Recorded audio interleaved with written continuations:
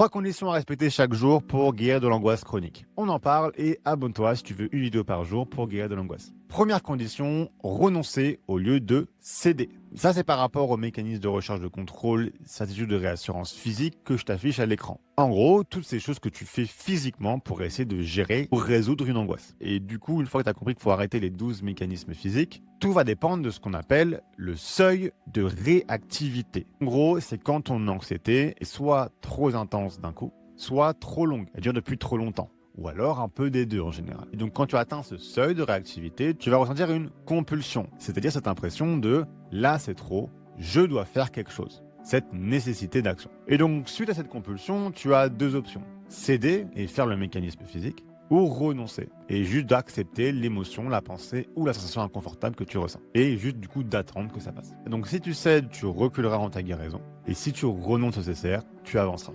Et deuxième condition, observer tes pensées anxiogènes au lieu de les solutionner. Donc ça va regarder les mécanismes cognitifs. Tout ce qui va être faire du chercher à comprendre, faire du crystal balling, donc en gros prédire le futur, ou encore faire du listing de réassurance, donc te lisser dans ta tête des arguments de pour et contre ton angoisse. L'idée du coup, ça va être de connaître par cœur ces 7 mécanismes cognitifs, au point en fait de pouvoir les identifier directement quand ils apparaissent. Tu vas plus être en mode « oh non, là je suis anxieux et l'anxiété me tombe sur la tête et je sais pas comment faire », et ça va devenir plutôt « ah là je suis anxieux parce que je fais ce mécanisme cognitif en ce moment ». Et donc là, tu as 2 choix. Soit tu vas essayer de solutionner ces pensées, donc te forcer à pas y penser, ou leur trouver une réponse réassurante, etc.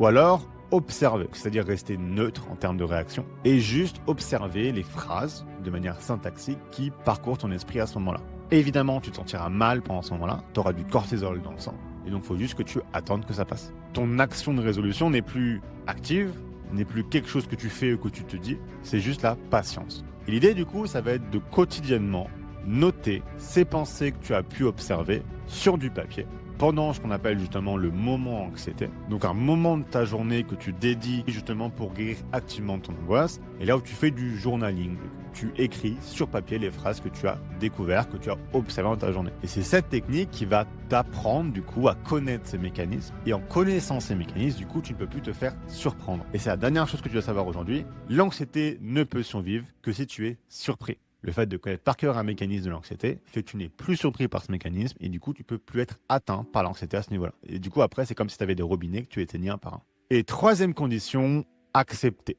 Donc les 2 premières conditions, donc renoncer au lieu de ces 2 mécanismes physiques et observer au lieu de solutionner les mécanismes cognitifs, c'est ce qui te permet de guérir définitivement, mais c'est quelque chose qui va avoir un effet au moyen et au long terme. Ça ne va pas avoir d'effet au court terme en fait. Même si tu fais parfaitement ces choses-là,